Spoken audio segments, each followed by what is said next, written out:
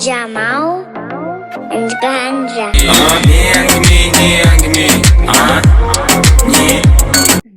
Қайырлы күн жастар, оқырмандар. Назарларыңызға не әңгіме жобасының кезекті шығарылымы. Бүгінгі сұхбатымыз ауданымыздың талантты жастарымен бірімен болады. Я мөлдір, өте дұрыс айтасың. Біздің шығарылымнан кейін біздің талантты жасымызды аудан, облыс деңгейінде таниды деген сенімдеміз. Дұрыс айтасың, Айзада. Біздің кітапханамыздың жаңа «Жас тайм. Время молодых» аққулының жаңа тынысы жобасы да талантты жастарымызды дәл қазіргі уақытта таныту, оларға көңіл бөлу екенін айта кеткен жөн. Шынымен де, қолда барда алтынымызды бағалай берейік. Біздің бүгінгі қонағымыз Ахметжанова Салима. Салима, қайырлы күн, қалыңыз қалай? Сәлеметсіз бе? Қалым жақсы. Бүгінгі біздің шақыртуымызды қабыл алып, сұхбат беруге келіскеніңіз үшін рахмет. Айта кететін жайт, Салима Қазақстандағы танымал атақты Ирина Кайратовна тобының режиссері болған Қуаныш Бейсектің Елімай Education қорының Кел балалар оқылық Павлодар жобасының қатысушысы. Біздің жас талантымыз суретші. Қазіргі таңда тек қана қағаз беттерінде ғана емес, сонымен қатар электронды түрде комикстер, анимациялар да салады. Салима, сіз сурет салуды неше жасыңызда бастадыңыз? Кіші жастарымнан өзім мен особо санамайтын ондай кездері. Яғни суретке деген сол құлшынысыңыз бала кезіңізден басталды десек те болады, иә? Жалпы құрметті оқырмандар, біздің бүгінгі подкастымыздың соңында Салима қатысқан жобаның қорытындысы ретінде Павлодар облысының талантты суретшілерінің, жалпы Қазақстанға танымал ең үздік әншілер Монро мен Алдиктің Көңіл атты әніне бейнебаянын көретін боласыздар. Жалпы Салима, сурет салу сіз үшін нені білдіреді? Сурет салу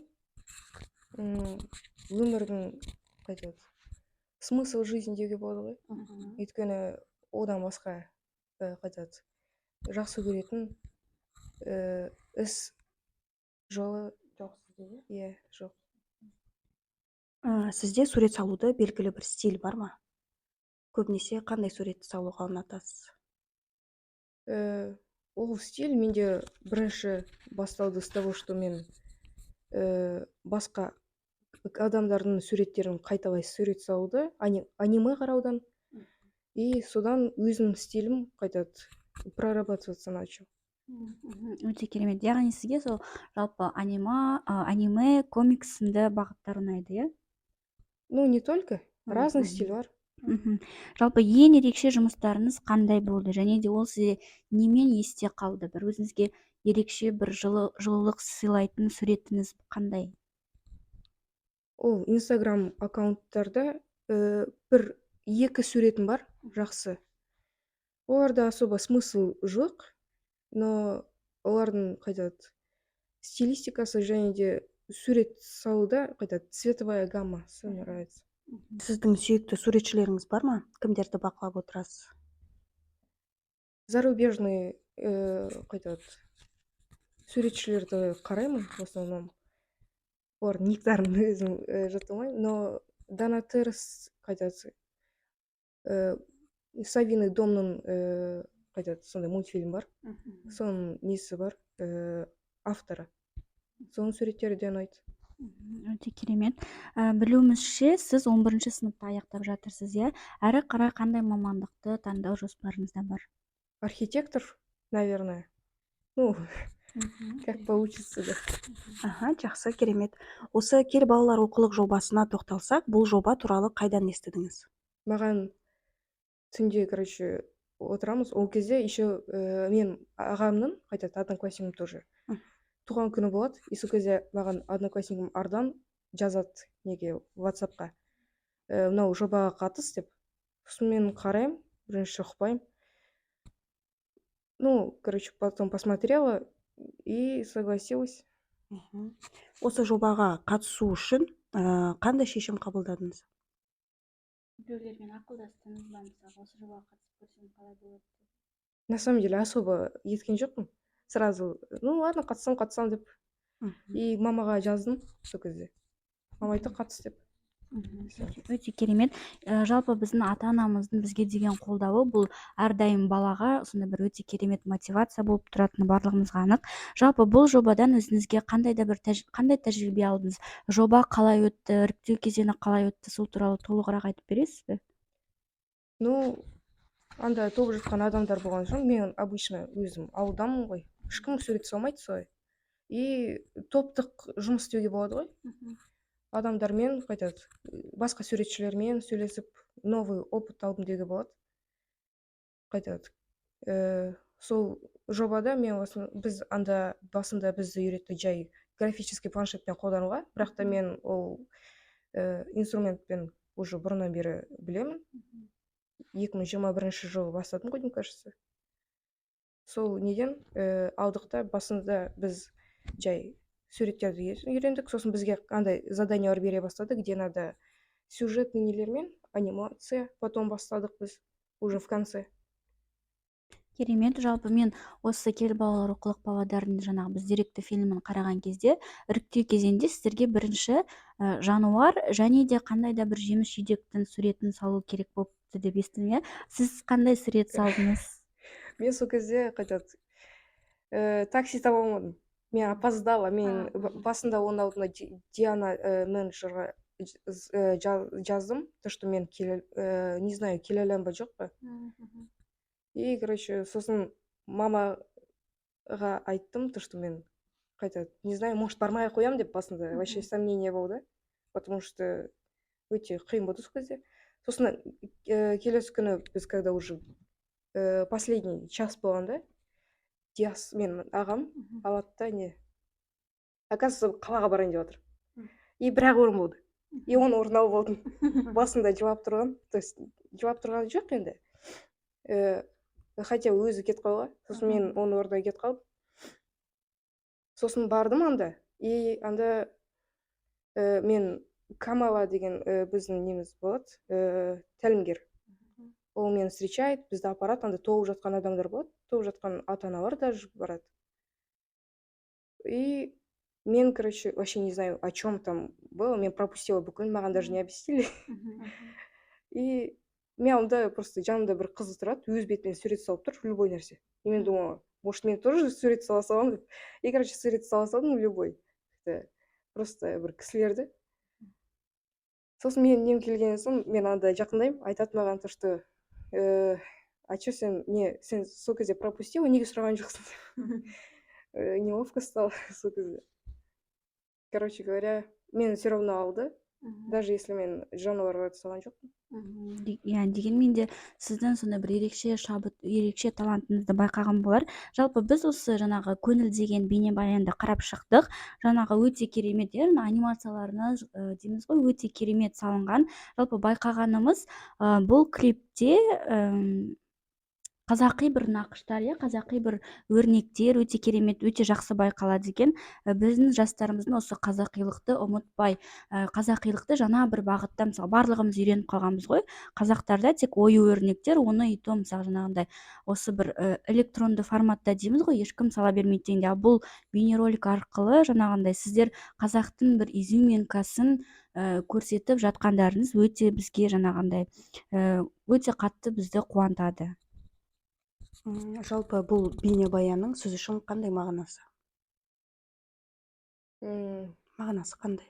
Мағынасы дегенде общий несі ме? Иә, сюжеті жалпы. Монро әртүрлі нелердің кітаптағы неге историяға кіреді, вроде как, и алады андай әртүрлі ұлттардың нелерін, достопримечательность па, солардан өтеді. В конце, чтобы қайтады оған әртүрлі нәрселер басында беріп отырады, қайтады жиналады, андай әр ұлттың бір заттарын береді. И в конце ол аудитпен типа битваға түседі. Жалпы осы сурет салу сіз үшін хобби болып қала ма, әлде ары қарай жалғастырасыз ба? Мен думаю, ары қарай жалғастырамын. Өте керемет. Және де мен естуім бойынша сіз осы 11 сыныпты оқып жүрген кездің өзінде де онлайн осы сурет арқылы жұмыс істедіңіз деп естіген болатын. Жұмыс істеген жоқпын, бірақ та қайтады өзім суреттерімді Инстаграм парақшалама жіберіп жүретін анда. На самом деле қазақтар вообще ешкім жоқ. Мен бүкіл мен көрсетпей жүрдім, өйткені маған не нравится особо то, что хотят, как будто мен басқаларды заставляю сияқты. Жақсы, жалпы осы Салима, сізге осындай бізге келіп керемет сұхбат бергеніңіз үшін, жалпы өзіңіздің тәжірибеңізбен бөліскеніңіз үшін шын жүректен алғысымызды білдіреміз. Сіздер де Қазақстанымызды дамытатын, әрдайым өздері де даму үстінде болатын талантты жастарымыз көп болсын. Сіз де біздің еліміз осы Қазақстан сияқты көркейіп дамый беріңіз деген ниетпен біздің жалпы кітапхана ұжымының атынан сізге осындай кішігірім сыйлығымыз бар. Қабыл алсаңыз. Жалпы осы жаңағы кел балалар оқылық жаңағы Павлодар деген жобасы сізге өте бір үлкен тәжірибе болды деген сенімдеміз. Құрметті көрермендер, осымен біздің бүгінгі шығарылымымыз өз мәресіне жетті. Кел балалар оқылық Павлодар жобасын және де көңіл бейнебаянын YouTube желісінен көре аласыздар. Келесі кездескенше қош сау болыңыздар.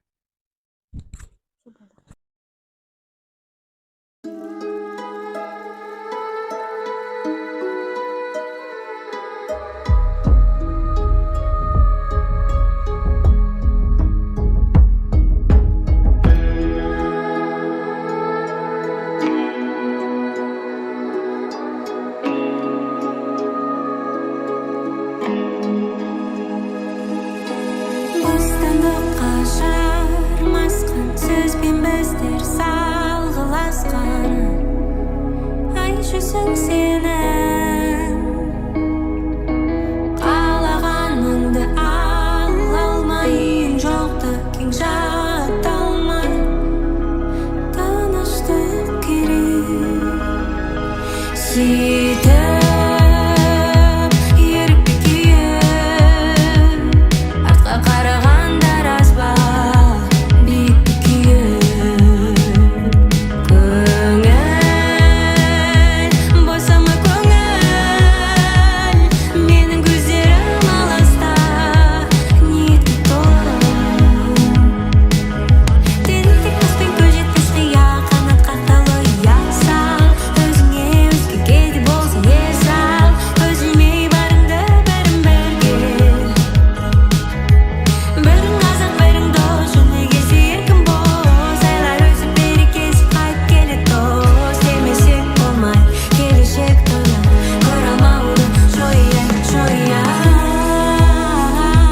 жояйын.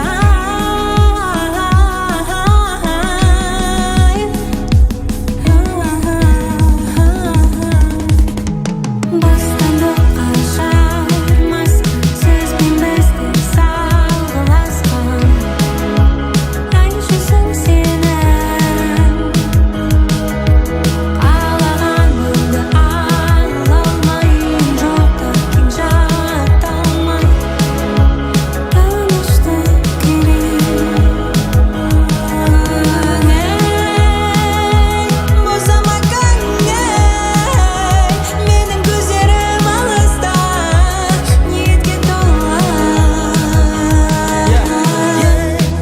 Келмес көзді жұмып қиялдап бәрін, болжап болашақтың аспанын, өткен ғасыр махаббаттарын тек бізге ұқсас.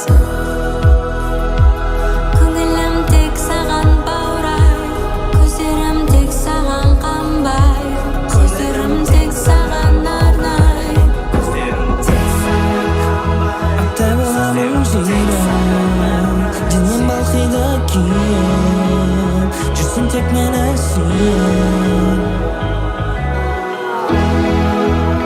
Құстай самғаймын күнде, болмағам сондай күйде, сенмен бірге азмаған мың бір түнде. Бостандыққа жармасқан сөзбен біздер салғыласқан, ай жүзің сенің.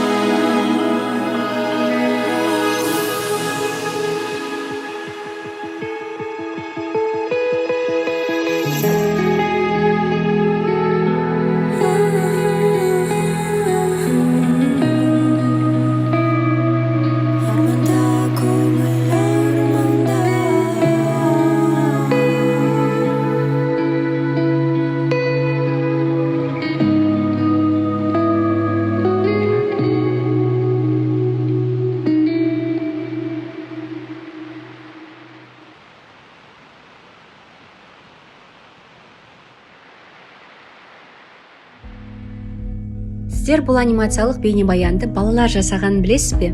Біз Павлодар қаласына барып, балаларды анимацияның басты қағидаларына 2 апта ғана үйреткен болатынбыз. Қысқа уақыттың ішінде анимацияны енді үйренген балалар осындай бейнебаян жасады. Бейнебаян қалай жасалғанын сілтемедегі «Кел балалар оқылық Павлодар» деректі фильммен көріңіз.